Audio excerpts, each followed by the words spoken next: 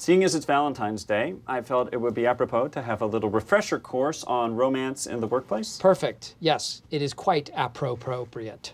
Carry on. Indeed. It's the time of year when love is in the air. So I thought, why not look to the crew at Dunder Mifflin and see if there's anything we can learn about how to fall in love while at work. Office relationships are never a good idea, so let's just try to avoid them.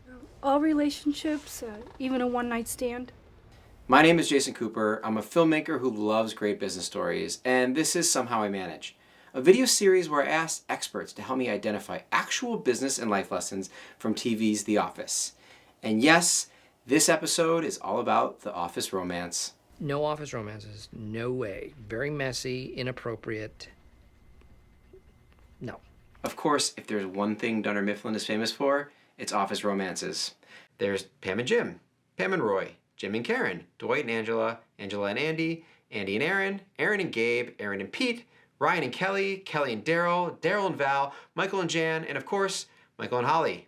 My favorite relationship is definitely Michael and Ryan. Well, I would definitely have sex with Ryan. I feel like that is a love affair for the ages. That's Vanessa Bonds. She's a social psychologist, an author, and a professor of organizational behavior at Cornell. Pronounced Cornell. It's the highest rank in the Ivy League. Vanessa joined me to pull together a few lessons on how to be more like Pam and Jim and less like Ryan and Kelly. You and I are done. What? Jim gives Michael a pep talk about love in the office, and I wanted to get your perspective. Court her as you get to know her, you know? I mean, the office is a great place for that. Pam and I, we got to know each other right out there. Why is the office such a great place for people to fall in love? Yeah, relationship researchers have looked at sort of this special magic that leads people to get together and fall in love. And it turns out that it's not magic at all. It's something really simple. It's just proximity, so the people we're near, and similarity, so people we share interests with. And in this case, we share the workplace. We could talk about our work friends and see one another in real time. And so simply being around people who have similar interests will inevitably lead some people to find love matches. Falling in love with the office is also a very complicated situation, despite how common it is in the real world and in the show in particular. Like, the first thing that has to happen, you have to ask somebody out. You looking for dinner and a movie? Because you're not going to find it in that box. And I shared with you 3 different scenes of Andy asking out 3 of his coworkers, which for me is, problematic on its own, but that's the nature of this TV show. Just read the facts. You read the facts. I'm asking you out. Oh my God. Tell me about the process of asking someone out at work. What are some things to look out for? How does it go well? How does it go poorly? I think first thing is that you really want to be sure that you want to ask someone out at work. So you shouldn't treat it sort of like a pickup joint, the way Andy sort of does in the clips. You want to be sure that someone is, of interest to you enough that it's worth all the risks that can come along with dating someone at work. You want to be sure the other person is receptive, because when we ask someone out and they're not interested, they have to say no to us. And research shows that that's actually really uncomfortable for them and puts them in a really awkward position.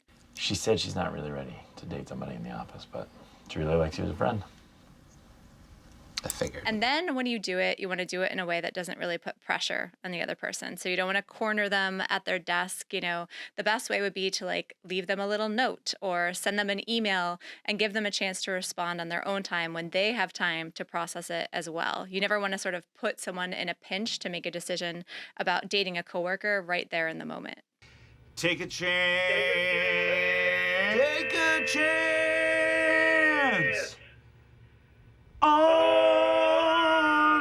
me.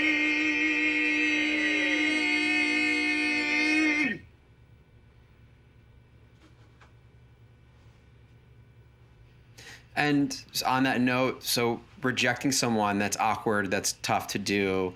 You're going to have to work with that person. So if you are put in that situation where you've been asked out and you don't want to, embark on that journey of an office romance, what are some things that you might do to say no? What's a good tactic for turning someone down? Well, first of all, you can buy yourself some time, right? You can say, can I get back to you if you don't have the words in the moment? So you don't have to come up with something right on the spot. And then you can also have some things that point outside of that person who's asking you that won't sort of offend that person and potentially sour that relationship. So if it's true, you could say, I just don't date people at work. It's too complicated. Are you asking me on a date? Yes, I am. Because I don't date coworkers. It's not personal. It's a matter of policy. I could quit. Problem solved. You could, point to a relationship outside of work. I'm sorry, I'm actually seeing somebody else. Oh, is it? Or something nice. No. What?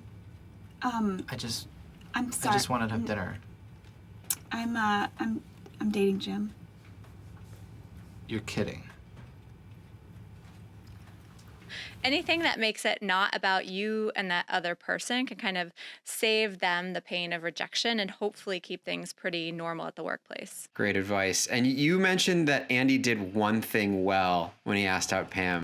Pamela Ding Dong. Listen, you're cute.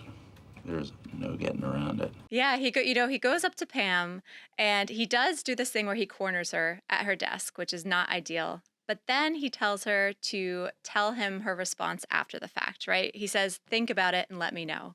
And so in that way, he's giving her the space to respond. So he does get 1 point for doing that part well. Utwe ude uye inkte ampe. Wow. Think about it. I'll hit you back. All right, so you've asked somebody out. Let's say there's a budding romance. One of the first things that always happens in that, that sort of early stage is like, are we official? When do you tell your coworkers, your boss, HR? Pam and Jim have their relationship exposed without their consent, and the office finds out. You guys are together? Yep. Yes, we are. Whoa! Wow! Judah! And the other of Michael and Jan signing their, quote unquote, love document. It's a waiver of some of your rights. You should read it carefully. It releases the company in the event that our relationship, in your opinion or in reality, interferes with work. You get a copy, I get a copy, and a third copy goes to HR. Awesome. I'm gonna frame mine. Did you see anything in that, in those two clips that are things to follow or things to avoid in terms of telling your coworkers? When do you tell them? How should you do it? Well, one thing about trying to keep things at work secret, like keeping a budding romance secret, is that it doesn't stay secret for long. Workplaces are just, rumor mills and word will get around. So I know earlier in the season, we saw sort of the photo of Jan and Michael in Jamaica spread around, right? And then we see Jim and Pam being sort of outed by Toby. Toby, was this your fun little way of congratulating us?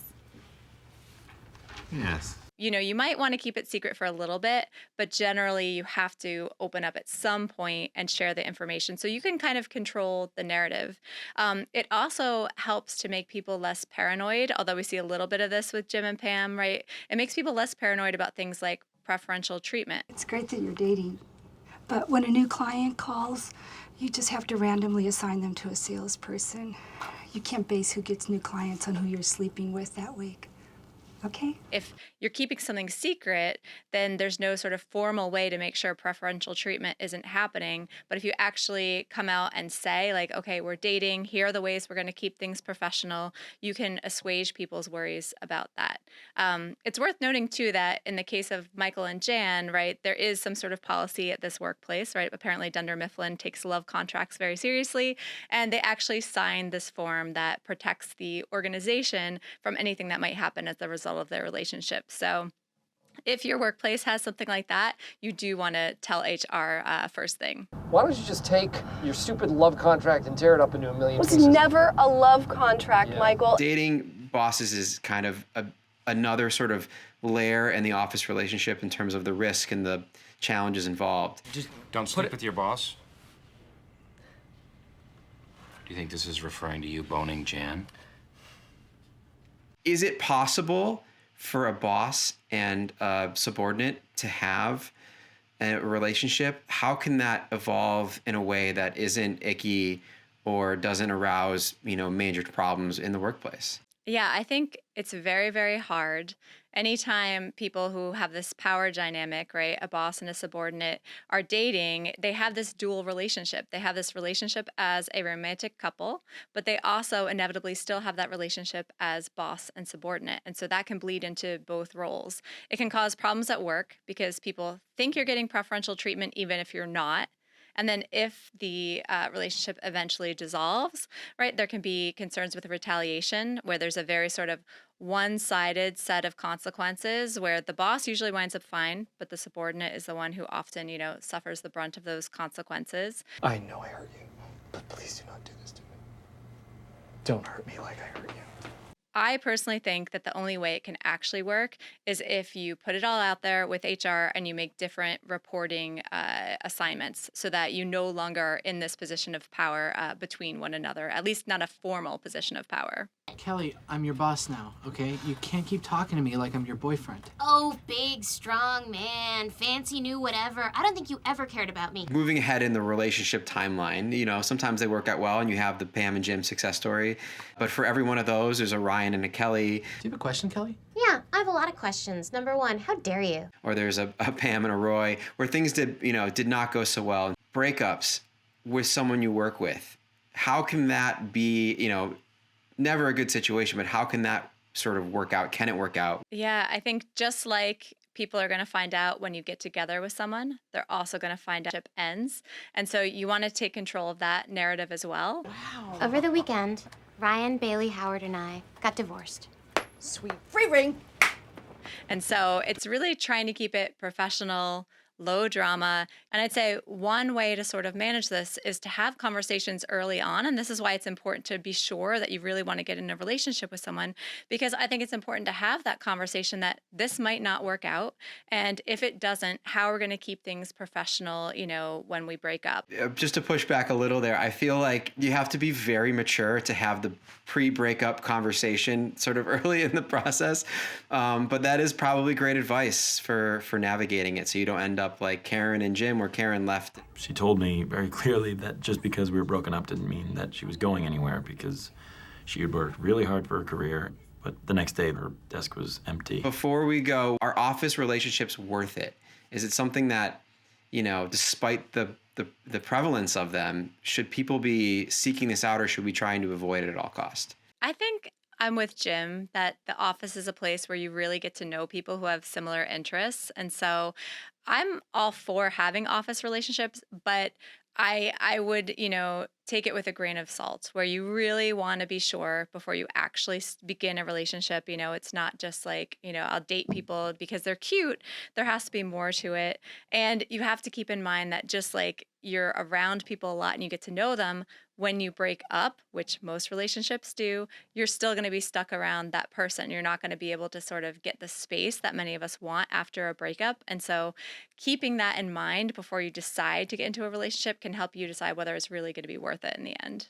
That's great advice. Thank you so much for joining us and sharing all this information. Thank you. It's been fun. Office romances are nobody's business but the people involved. Romances? A big thanks to Vanessa Bonds for joining me. You can follow her on LinkedIn and be sure to check out her book, You Have More Influence Than You Think. If you enjoyed this episode, please give me a follow. I'll be releasing more episodes of Somehow I Manage soon, and thank you for watching. So I bid you all adieu. You do? I do. Go on, kiss each other already.